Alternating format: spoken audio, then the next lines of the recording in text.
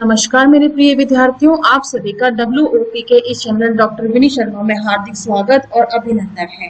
पिछले वीडियो में हमने नव यथार्थवाद के बारे में चर्चा की थी। नव यथार्थवाद की स्थापना कैसे हुई, नव यथार्थवाद के बाद किस प्रकार से अंतर्राष्ट्रीय स्तर पर शक्ति संतुलन को स्थापित किया जा सकता है। अब प्रथम विश्व युद्ध के बाद द्वितीय विश्व युद्ध भी खत्म हो गया। उसके बाद दो ही शक्तियां हमारे सामने आई, वो थी सोवियत संघ और संयुक्त राज्य अमेरिका। सोवियत संघ और संयुक्त राज्य अमेरिका किस प्रकार से पूरे विश्व पर अपना आधिपत्य स्थापित करना चाहती थी, वर्चस्व स्थापित करना चाहती थी। इसी कश्मकश में सोवियत संघ कहता था कि मेरी विचारधारा का सब पालन करें, और संयुक्त राज्य अमेरिका कहता था कि मेरी विचारधारा का मेरे को फॉलो करें सभी देश। और ये दोनों देश जो अल्प विकसित देश थे, जो विकासशील देश थे, उन पर अपना प्रभुत्व जमाने का हर संभव प्रयास करते रहते थे। लेकिन जब दो ध्रुवीयता का अंत हो गया, तब किस प्रकार से स्थितियां बिल्कुल सामान्य हुई, इसको हम देखते हैं। दो ध्रुवीयता का अंत, दुनिया में शांति अब आपसी आचरण के उन नियमों से कायम होगी जो अमेरिका अपने बलबूते से लागू कराए। अंतर्राष्ट्रीय सहयोग की संभावनाएं काफी कम है, पर यह असंभव नहीं है। यथार्थवाद और नव यथार्थवाद के बीच क्या भिन्नताएं हैं और सारांश, इन बिंदुओं पर हम चर्चा करेंगे। तो विद्यार्थियों, दुनिया में शांति अब आपसी आचरण के उन नियमों से कायम होंगी जो अमेरिका अपने बलबूते से लागू कराए। क्यों? क्योंकि 1991 में सोवियत संघ के टूटने के साथ ही दो ध्रुवीयता का अंत हो गया। अमेरिका विश्व की एकमात्र महाशक्ति के रूप में रह गया, और 1991 में सोवियत संघ के विघटन के बाद 15 राष्ट्र उभर कर सामने आए, और संयुक्त राष्ट्र संघ, सोवियत संघ जो है बिल्कुल अलग थलग पड़ गया, और उसका उत्तराधिकारी राष्ट्र के रूप में रूस का जन्म हुआ। नव यथार्थवाद और इस तथ्य की व्याख्या संयुक्त राष्ट्र संघ और अंतर्राष्ट्रीय मुद्रा कोष और विश्व बैंक पर भी अमेरिका का दबदबा बना, क्योंकि अमेरिका ही एक ऐसा राष्ट्र, उस समय शक्तिशाली राष्ट्र बचा था। नव यथार्थवादी, इसको हम एक ध्रुवीय विश्व भी कह सकते हैं। एक ध्रुवीय विश्व की स्थापना हो गई थी। नव यथार्थवादी इस तथ्य की व्याख्या इस प्रकार करते हैं कि दुनिया में शांति उन नियमों के अंतर्गत कायम होगी जो अमेरिका बलपूर्वक लागू कराएगा। ठीक है। 2 अगस्त 1990 को इराकी फौजों ने अचानक कुवैत पर हमला करके उसे अपने आधिपत्य में ले लिया।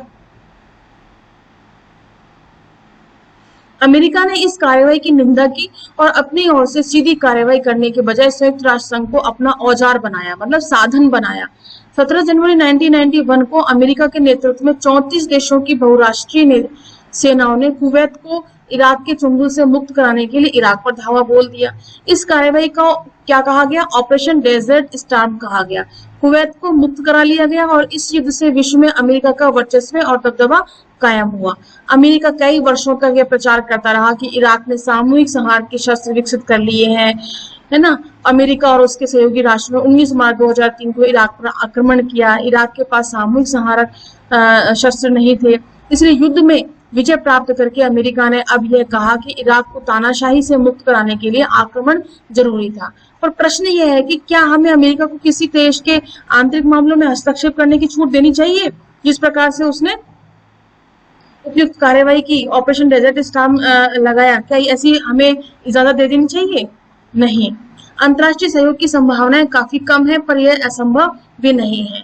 राज्यों के बीच शक्ति संघर्ष को देखते हुए शांति अब अंतर्राष्ट्रीय सहयोग से ही कायम हो सकती है, हालांकि इसकी संभावनाएं काफी कम है। केनेथ वॉल्स कहते हैं कि जब आपसी लाभ के लिए दो राज्य आपसी सहयोग की बात करते हैं, तो उनके समक्ष मुख्य मुद्दा यह रहता है कि इससे उन्हें कितना लाभ मिलेगा।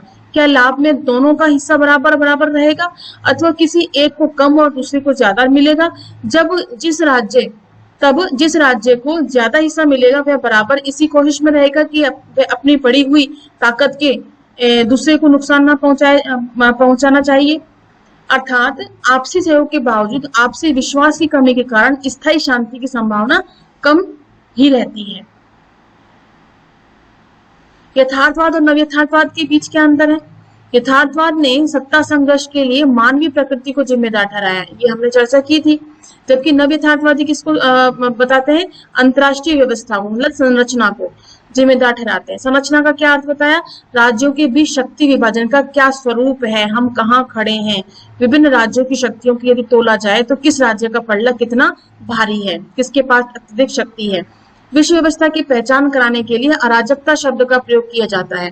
यथार्थवादी इस अराजकता के लिए सिर्फ राज्यों को ही जिम्मेदार ठहराते हैं, पर लेकिन नव यथार्थवादी राज्यों के साथ साथ गैर राज्य संगठनों, कौन से? आतंकवादी ग्रुप, नक्सलवादी ताकतें, बहुराष्ट्रीय कंपनियां, इन सभी को शामिल करते हैं। अराजक गतिविधियों का स्रोत अब राज्य ही नहीं है, पर्यावरण विनाश से होने वाले खतरों को भी हम नजरअंदाज नहीं कर सकते। अब हमारे पास ऐसे और भी बहुत से मुद्दे हैं जो गैर राज्य मुद्दे हैं, लेकिन उसके लिए सभी देश, संपूर्ण देश, अंतर्राष्ट्रीय जगत जिम्मेदार होता है।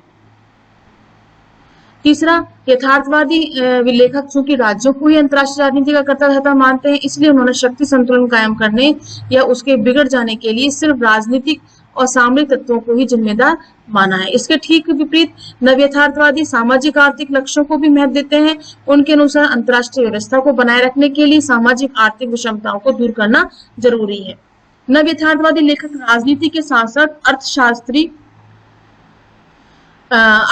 के भी विद्वान रहे हैं। उन्होंने विकसित और विकासशील देशों के भी संसाधनों के असमान वितरण का मुद्दा बहुत जोर शोर से उठाया, और वे मानते हैं कि विकासशील राष्ट्र लंबे समय तक साम्राज्यवादी शोषण का शिकार रहे और इसलिए इन देशों को न केवल राजनीतिक अस्थिरता से भी गुजरना पड़ा है, बल्कि वही आर्थिक सामाजिक विकास की प्रक्रिया भी बहुत धीमी रही है।